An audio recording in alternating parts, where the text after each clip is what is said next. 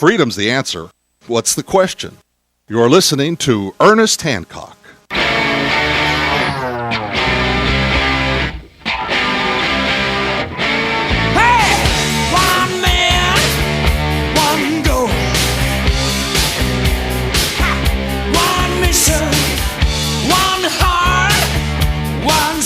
Yeah, welcome back to Declare Your Independence with me, Ernest Hancock, here in Phoenix, Arizona, from the BEA beautiful studios of Freedoms with an S, freedomsphoenix.com, where we have Paul. Now, I want to make sure I'm going to do it my first try here. Kawika, did I get that right? Paul Kawika Martin? Perfect, Ernest. Yeah, I'm getting better.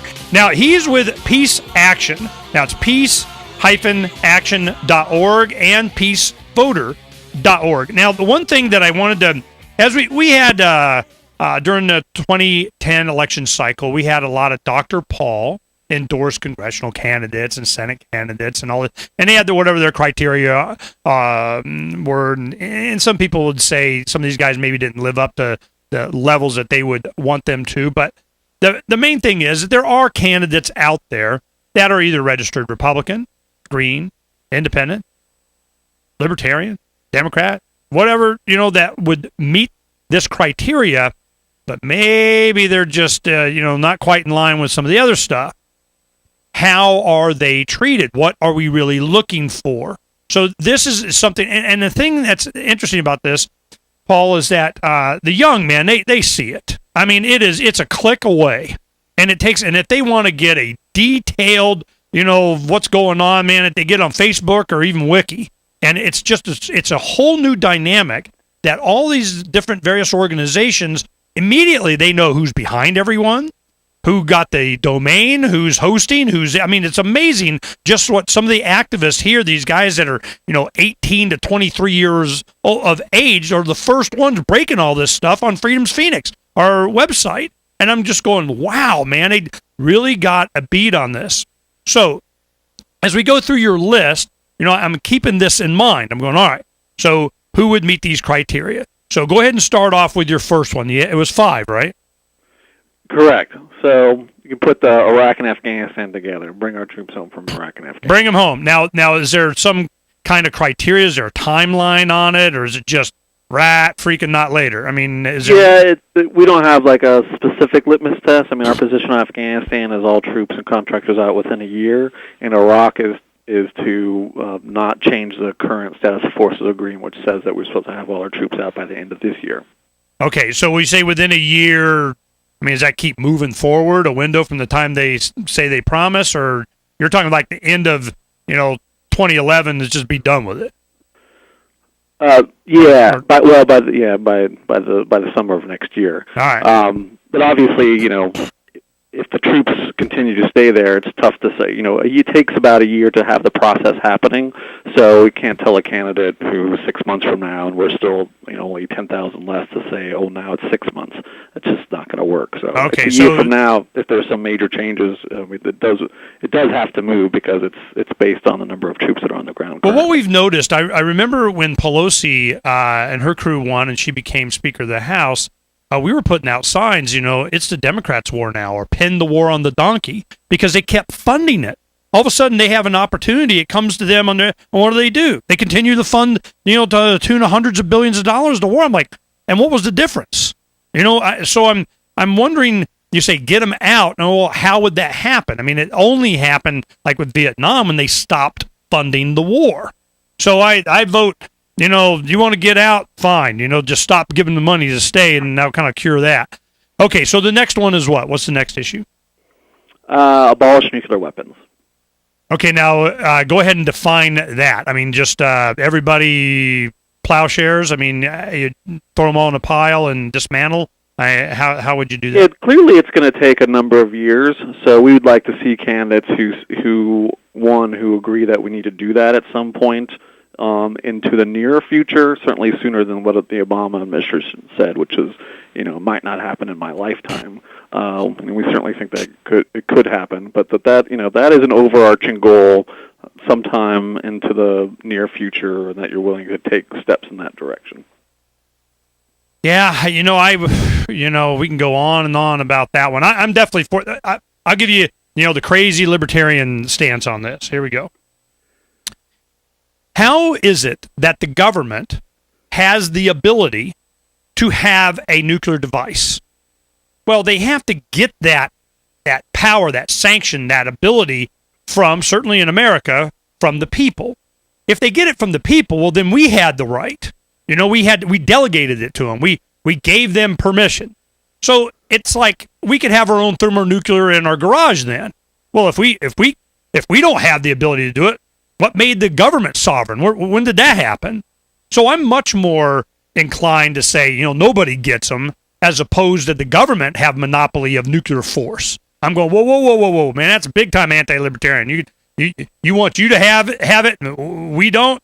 I'm going, no, how'd you get the power or the authority to have it to begin with? So it's just a different way of thinking, of looking at it and going, so I'm much more leaning towards, I say, nobody gets it, than you would prevent me from being able to defend against a tyrannical government. They're going, you know what? We can have machine guns. You can't. We can have tanks. You can't. We can attack helicopters. You can't. I'm going, wow, man, where does it stop? So this is kind of the mindset that, that I'm thinking when you say things like that. So the practicality of that, my neighbors might not like it none too much. In the HOA, no thermonuclear devices in our neighborhood, kind of thing. But but you understand the thought process. So yeah, I just don't want to give them a monopoly of force. Certainly, the most egregious monopoly of force is make your city go away. So I'm just and people argue, well, people are bad. You got to have a government to keep people good. And I'm going, if you think people are bad, where do the worst gravitate? Government. And then you give them a monopoly of the force. I'm like, wow, man, this is just messed up thinking. So anyway, those are the thoughts that go through my head. Go ahead and go to your next point. Is to make sure there's no military intervention into Iran. Yeah, man, you would think that'd be a pretty easy one. Man, that's a hornet's nest. You don't want to be messing around with a sophisticated 80 million people or however many they are. I mean, it's a lot. And you go mess around with Iran, man, you're just begging for trouble. And it looks like the rumors are now that Israel this fall, they're going to go to Iran whether we go with them or not. So I think they've been wanting to do that for a long time. To what end would you go to try and prevent that? I mean, are you advocating eliminating foreign aid to Israel if they do something like this, or heck, I eliminate foreign aid to everybody? Yeah, we've been opposed to military aid to Israel for a number of years, and we still stand opposed to military aid to Israel. And in general, we've been opposed to military aid to countries because it just has a long history of just blowing back up into our face. Well, you put in Iran. I would say, any and every country, but you have to have some kind of criteria. We're not going to go into Iran because they just happen to be in the headlines, or it's a, unnecessary aggression, or what? I mean, what's your criteria for it? Why do we say specifically Iran? It seems to be, well, certainly back during the Bush administration when there was an axis of evil. We had Iraq, Iran, and North Korea. So there was moments there where it seemed very close that the Bush administration might actually take action. As we've learned from history now, that there were pressures from the vice president's office to take some sort of military action into Iran. And, to President Bush's credit, he fought that back.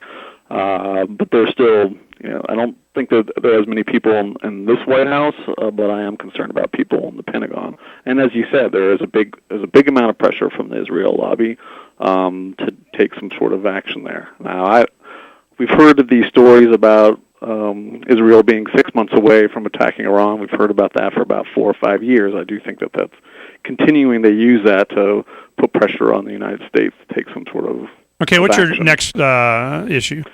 And the last one is reducing the Pentagon budget. Why? Well, most people probably know it takes up about 50-some-odd% of the discretionary income. Now, if you want to say, well, I don't really care about spending on vet stuff or Social Security, so how much of my tax dollars is going? So somewhere between 30 and 40 cents of your tax dollars is going to the Pentagon budget. And a lot of that's happening because we have 1,000 military bases. A lot of that's happening because you mentioned about who has the power. Well, the 10 largest U.S. military contractors spent about $83 million lobbying Congress in 2009. They spent another $24 million in giving them campaign contributions, specifically to this largesse around the Pentagon. Yeah, and the Pentagon, there's a symbiotic relationship going on there. And I'm with you on this. I'm glad we had this conversation because I can see what's going to happen in the 2012 election cycle. It's going to be young, informed individuals with access to the truth that are going to have an impact on culture. And it's going to, whether they vote or not, the people are going to know. Peace Action. Just Google Peace Action, and you'll have all the information you need how you can help. We'll be right back.